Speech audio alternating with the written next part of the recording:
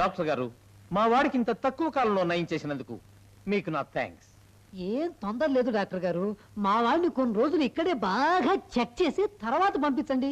ఎందుకంటే ఇప్పుడే ఊళ్ళో అమ్మాయిలు హాయిగా తిరుగుతున్నారు. వెళ్ళొస్తాను డాక్టర్. హాస్పిటల్ నుంచి పెడుతూ మళ్ళీ వస్తాను అని అనకూడదు. ఎందుకంటే నీ బాడీలోని పార్ట్లన్నీ ఆల్రెడీ ఉండవలసిన చోట ఉండకుండా కళ్ళు లేని కబోది పక్షులా గాల్లో వేలాడుతున్నాయి. మళ్ళీ నువ్వు ఎవరితోటైనా గొడవపడి మళ్ళీ హాస్పిటల్కి వచ్చావే అనుకో, నేను చదువుకున్న చదువు మర్చిపోయి మళ్ళీ నీ బాడీలో ఉన్న పార్ట్లని ఏవి ఎక్కడ పెట్టుకుంటారో తెలియక కన్ఫ్యూజ్ అయిపోతాను. చూడు నాయనా, ఒకవేళ ముచ్చటపడి మళ్ళీ నువ్వు వచ్చేవే అనుకో, నీ ఫ్యామిలీ డాక్టర్ని పర్మనెంట్ గా ఇక్కడే ఉంటాను, నీ ఫ్యామిలీ మంచం అక్కడే ఉంటుంది పర్మనెంట్ గా. You are always welcome.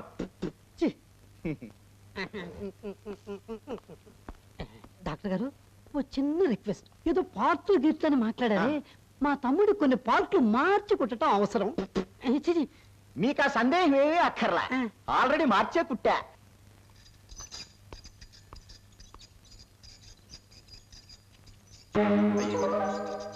పాపం, ఎవడో రక్తం కారిపోతుంది. పాపం, ఏ లారీ కింద బస్సు కింద పడుంటాడు. అపనా, ఒరేయ్, ఎవడరా మనిషి సావు బతుకుల్లో ఉన్నట్టున్నాడు? ఎవరేటండి బాబు, మన చిన్న బాబు గారేనండి. లింగరాజా, ఏమైందిరా వాడికి? ఏమవడమేటండి, ఎడ పెడ వాయించేశాడు. ఎవడరా? ఇంకెవడండి, పళ్ళ కొట్టాడే. ఒకరిని డిశ్చార్జ్ చేసి బయటికి తెచ్చేలోగా ఇంకోడిని చావగొట్టి అడ్మిట్ చేయిస్తున్నాడా? వాణ్ణి తొందర ఎందుకన్నయ్యా, మనిద్దరిని కూడా చెతక్కొట్టి చేర్పించాక అప్పుడు చూసుకోవచ్చు వాడి సంగతి.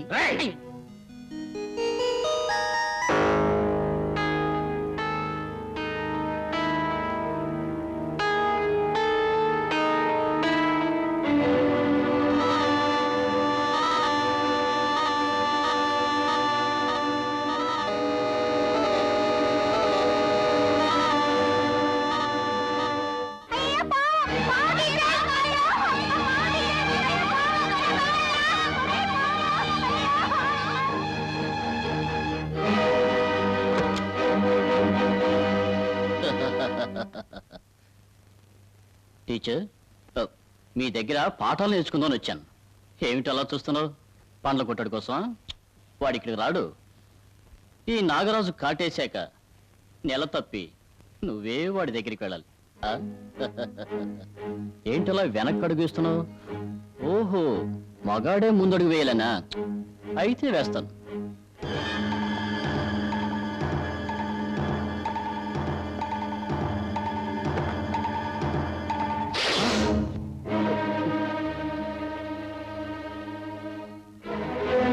నాగరాజు, మీ అమ్మా నాన్న నీకు పాము గంట ఉందని తెలుసుకున్న తర్వాతే ఆ పేరు పెట్టినట్టున్నారు.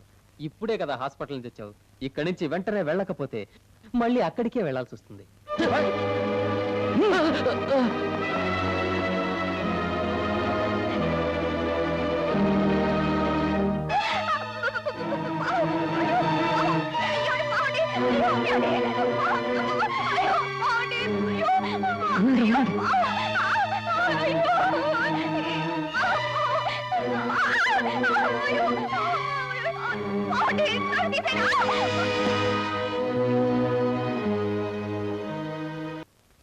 ఏంటి మళ్ళీ బాబు, ఎందుకు వచ్చారు? వారిని భోజన హోటల్కి ఎందుకు వస్తాం? భోజనం చేయడమే తప్ప తొందరగా పెట్టరా. బాబు, మా హోటల్లో మీకు భోజనం పెట్టలేం బాబు. నేను డబ్బులు ఇవ్వనా? అది కాదు బాబు, నువ్వు రెట్టింపు డబ్బులు ఇచ్చినా కూడా మీ అన్నం పెట్టలేం బాబు. నీకు అన్నం పెట్టినట్టు పెద్దబాబు గారికి తెలిసిందంటే నా హోటల్నే లేపేస్తారు. మమ్మల్ని బతకనీ బాబు, నీకు దండం పెడతాను.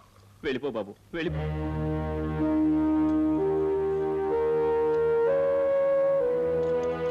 ఆగు ఆగు ఆగక్కడ. అన్నానికైనా కావాలంటే నీకు దండం పెడతాను కానీ నీకు అన్నం పెట్టి పెద్దవాళ్ళతో నీ విరోధం తెచ్చుకోలేను. వెళ్ళిరా. ఏమిటి అలా చూస్తావు? చెప్పేది నీకే. నీకు ఫుడ్ పెడితే మాకు ఫుడ్ ఉండదయ్యా. బాబు, నీ చేతులు పట్టుకుంటాను, కావాలంటే కాళ్ళు పట్టుకుంటాను, నన్ను వదిలే. బజార్లో హోటల్ ఎట్టుకొని ఎవరికో భయపడి ఆకలిగా ఉన్న మనిషికి అన్నం పెట్టనంటారా? మీరు ఆడాళ్ళ మగాళ్ళ? మీ బతుకులు మంట. బాబు, ఈ పిరికి వెధవల్ని అడగడం ఎందుకు? నువ్వు నాతో రా, నేను అన్నం పెడతాను. అమ్మా, మీరు ఒక్క పూట అన్నం పెట్టచ్చు, కానీ ఆ తర్వాత నువ్వు అలాంటి బెంగేం పెట్టుకోవద్దు బాబు. ఈ పెసరట్ల పార్వతమ్మ హోటల్ ఉన్నంత కాలం నీకు తిండికి ఏ లోటు రాదు. నాతో రా. పెద్ద పెసరెట్ల పారతమ్మ హోటల్. ఇదిగో రాయుడు, ఈవిడ భర్త పెదబాబు గారి దగ్గర పనిచేస్తున్నాడు కదా, అందుకని ఈవిడే చేయడని ధైర్యం. సీత, భోజనానికి మనిషి వచ్చాడమ్మా. రావయ్యా, కూర్చో. సీత, నువ్వు వెళ్ళి ఆకు వేసి కూరలో వడ్డించమ్మా, నేను అన్నం వేడి చేస్తాను. సరేమ్మా. ఎక్కడికి పోతావు చిన్నవాడ, నా చూపుల్లో చిక్కుకు.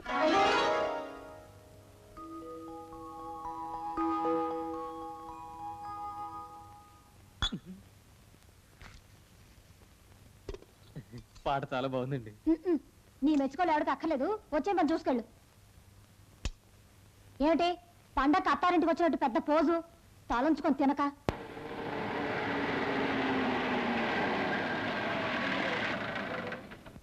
సీత, సీత, ఇన్స్పెక్టర్ రాజుగారు మీ ఇంటి దగ్గరికి వచ్చారే, ఏమిటే గొడవ?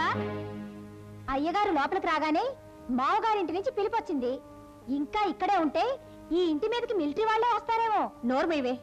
ఇదిగో బాబు, ఈ పెసరట్ల పార్వతమ్మ ఉండగా నీకెవరి వల్ల భయం లేదు. నువ్వు వెళ్ళి మాట్లాడొచ్చి మళ్ళీ భోంచి. ఎవరా ఇక్కడ మల్లి గారనే రౌడీ గారట? కమౌట్. అదిగో ఆడే సార్ మల్లన్న. మల్లన్నెవడో పొల్లన్నెవడో ఫేస్ ను బట్టి తెలుసుకోగలది ఆర్పి రాజు. నువ్వు నోర్మై.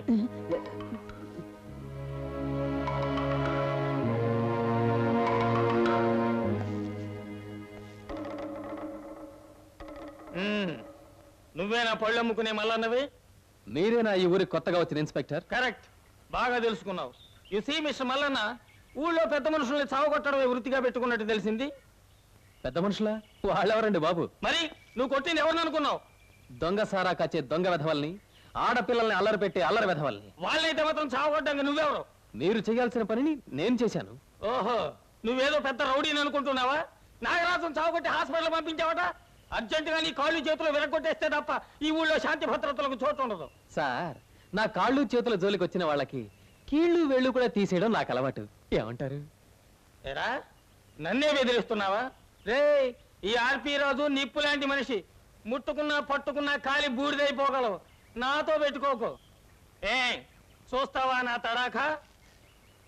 సార్, నాగరాజును ఎందుకు కొట్టానో అడగకుండా మీరు నన్ను కొట్టడానికి రావడం మీలాంటి పెద్ద రకం పోలీస్ ఆఫీసర్కి పద్ధతి కాదు సార్.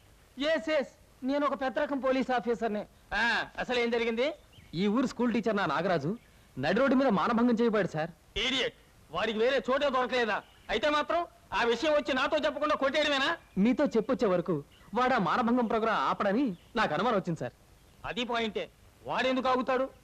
సరే, ఇది మొదటిసారి గనక మన్నించి వదిలేస్తున్నాను. అయ్య బాబా, ఇదేంటండి అని మెడట్టుకొని పొక్కలో నెట్టేస్తారనుకుంటే మీరే లొంగిపోతున్నారు.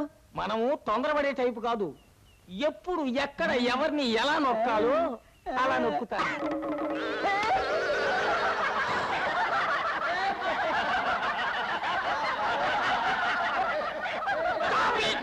Constables, arrest that monkey. ఇంకో అరగంటలో దాన్ని అరెస్ట్ చేసి నాకు హ్యాండ్ ఓవర్ చేయకపోతే I will suspend you all.